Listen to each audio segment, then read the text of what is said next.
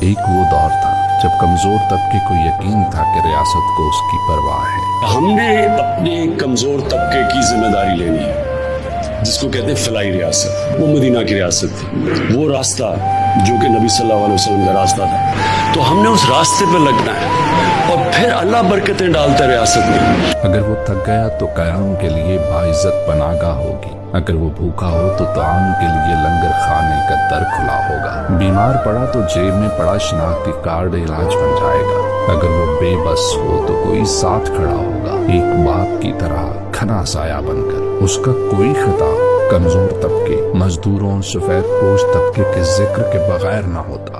آج labour day, ہم اپنے مزدوروں کو آج اپریشیٹ کرنا چاہتے ہیں کہ یہ وہ لوگ ہیں جو محنت کرتے ہیں۔ ہم تو جہاں آفیسز کے اندر بیٹھ کے کام کرتے ہیں، ایئر کنڈیشن ہے، یہ گرمی کے اندر چاہے وہ سڑکوں پہ کام کر رہے ہیں یا فیکٹریوں میں کام کر رہے ہیں، اس لیے ہم دن بناتے ہیں کہ ہم ساری قوم یہ بتائے ان کو کہ ہمیں احساس ہے، ہم نے اپنے محنت کش لوگوں کا احساس ہے۔ اس کے دور میں بنائی گئی بیشتر پالیسیوں کا مرکزی خیال مزدور طبقے کو اوپر اٹھا کر پاکستان کو ریاست مدینہ کی طرز پر فلاحی ریاست بنانا تھا۔ وہ جس نے سیاست کے آغاز سے پہلے بھی کمزور طبقے کے علاج کے لیے شوکت خانم اور تعلیم کے لیے نمل یونیورسٹی کا قیام کیا۔ جب اقتدار حاصل ہوا تو اشرافیہ سے ٹیکس اکٹھا کر کے اسے غریب طبقے کی بہتری کے لیے خرچ کرنا اس کا نصب العین رہا۔ وہ وقت کہ جب ریاست نے اشرافیہ کی نہیں، کمزور طبقے کی ذمہ داری لی تھی، جب ریاست اپنی ناکامی کا بوجھ عوام کی جیب پر ڈال کر ملک نہیں چلا رہی تھی، بلکہ عوام کی جیب پر بوجھ ہلکا کرنے کی ہر ممکن کوشش کر رہی تھی۔ ریاست ساری ذمہ داری لیتی ہے اپنے کمزور طبقے کی۔ ایک ریاست کی جو پالیسیز بنتی ہیں، ساری پالیسیز ہی بنتی ہیں اپنے نچلے طبقے کو اوپر اٹھانا، غربت کم کرنا۔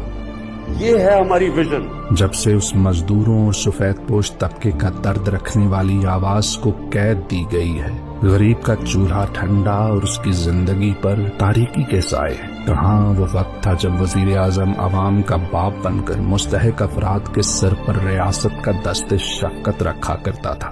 ایک جو ملک کا پرائم منسٹر ہوتا ہے وہ ملک کے باپ کی طرح ہوتا ہے، قوم اس کے بچے ہوتے ہیں۔ اگر میرے بچے بھوکے ہیں، اگر میں بچوں کو صحیح علاج نہیں کروا سکتا تو کیا میں ایک بادشاہ کی طرح رہوں گا اور بچے میرے بھوکے رہیں گے؟